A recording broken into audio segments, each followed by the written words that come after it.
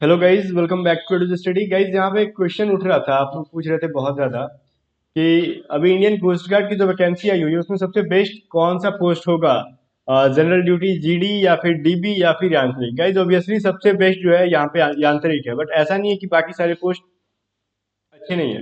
ठीक है ना। यांत्रिक क्यों अच्छा है? क्योंकि इसमें आपको पता है कि डिग्री भी इन सभी से काफी अच्छा खासा मांग रहा है। यहाँ पे एटलीस्ट आपको डिप्लोमा चाहिए, है ना।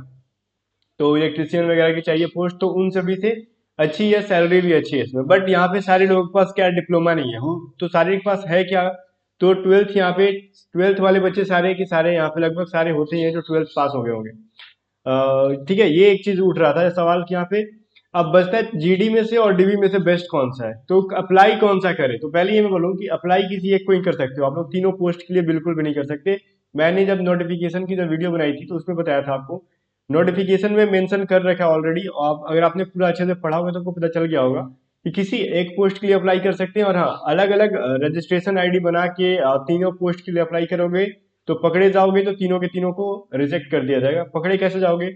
बिकॉज आपका उसमें जो है ना 10th वाला रोल नंबर सब में मैच कर जाएगा, डिटेल जो होगा, और तीनों के तीनों क्या हो जाएंगे, रिजेक्ट हो जाएंगे आपके। ओके, तो किसी एक के लिए अप्लाई करोगे, बट यहाँ पे सवाल उठता है कि जीडी के लिए करे या फिर डीबी के लिए करे। तो मैं आपको देखो एक सरकारी रिजल्ट जो कि आपकी सबसे फेवरेट वेबसाइट होती है, मैं वहां पे आपको ले जाकर क्लियर कर दूंगा।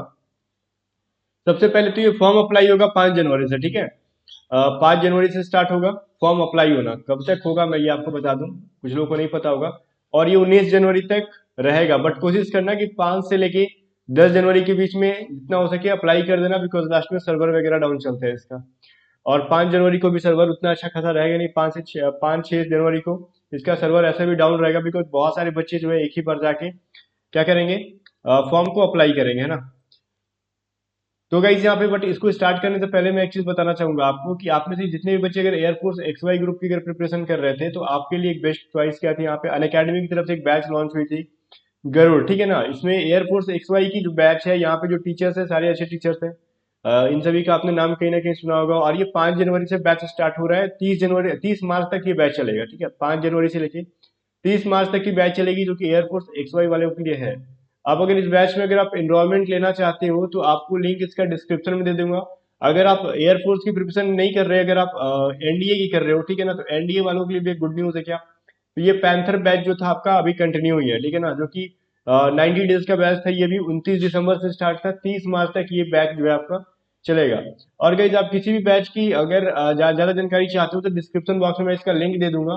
अगर आप चाहते हो कि इसमें 10% का डिस्काउंट मिले तो आपको A to Z स्टडी का रेफरल कोड यूज कर लेना, डिस्क्रिप्शन में दे दूंगा मैं आपको इसका भी कैसे यूज करना, 10% डिस्काउंट मिल जाएगा।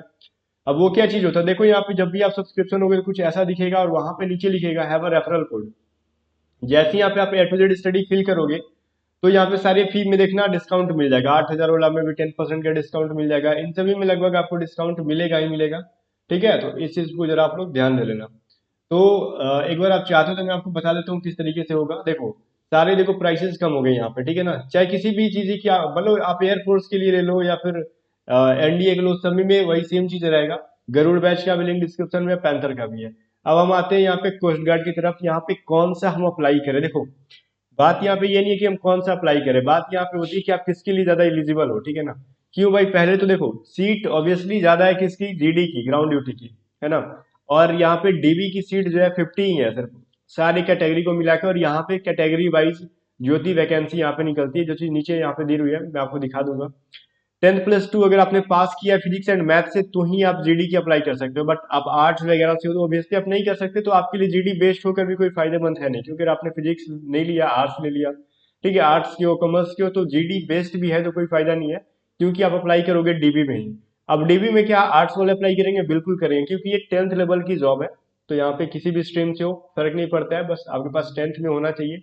10th पास होना हो गए तो ठीक है। और आपकी जो है यहाँ पे एज की जो क्राइटेरिया थी वो देख लो यहाँ पे, है ना। तो यहाँ पे जो ऑलरेडी देखना है यहाँ पे पढ़ लेना इसको, जो चीज यहाँ पे दी हुई है, अगर आपके इनके बीच में अगर एज है, एज लिमिट के बीच में आते हो तो ठीक है। तो यहाँ पे बेस्ट बेस्ट कौन सा हो गया भाई?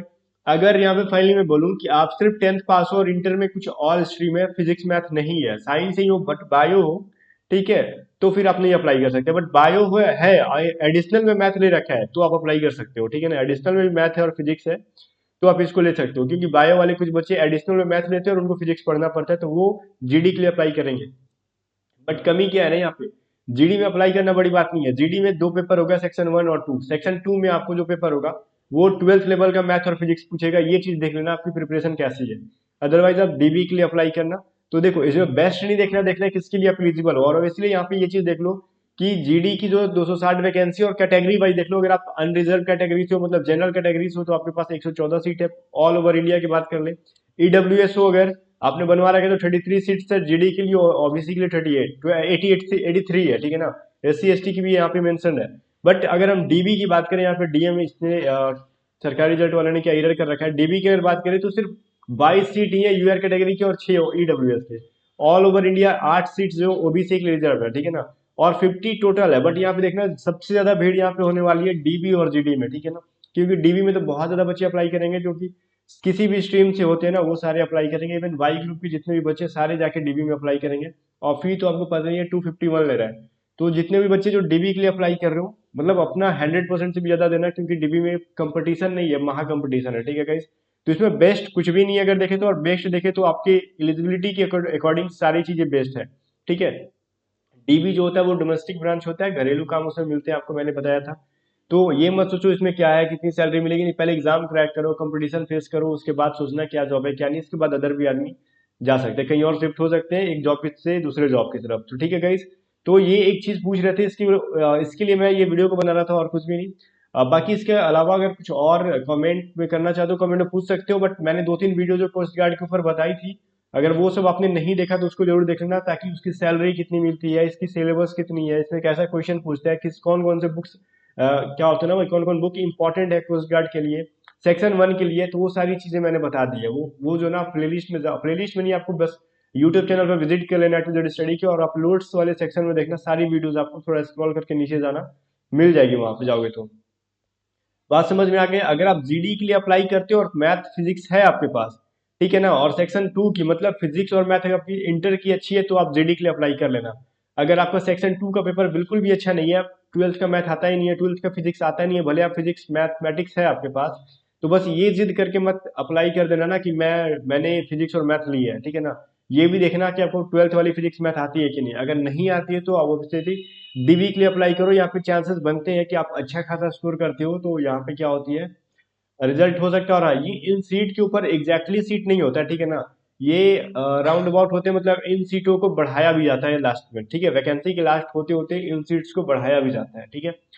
तो और यहाँ पे देखना गाइस, एक चीज मैं बता दूं आपको कि डेट याद रखना कि 5 जनवरी से ही यहाँ पे स्टार्ट होगा। और जितने भी इंपॉर्टेंट देखो डॉक्यूमेंट्स थे, मैंने यहाँ पे भी लिखा हुआ है, ठीक है ना। एलिजिबिलिटी के अकॉर्डिंग आईडी प्रूफ जो भी है, इन सबको जुटा लो 5 जनवरी तक। क्योंकि 5 जनवरी होते होते 5 से 10 जनवरी के बीच में आप कोशिश करना कि इस फॉर्म को अप्लाई कर देना। और क्योंकि देर होगा तो सर्वर डाउन होगा, ठीक है ना। और इसके अलावा जो भी क्वेश्चन आपको होंगे, ठीक है ना, जो भी प्रॉब्लम होगा, सारे कमेंट में करना। मैं कोशिश करूंगा कि सबको यहाँ पे एक टू एक बैक टू बैक आपको कमेंट का रिप्लाई देते रहो, ठीक है। बाकी कहीं चैनल को सब्सक्राइब नहीं तो कर लेना, वीडियो को लाइक करके शेयर जरूर कर देना। मिलते हैं नेक्स्ट वीडियो के साथ।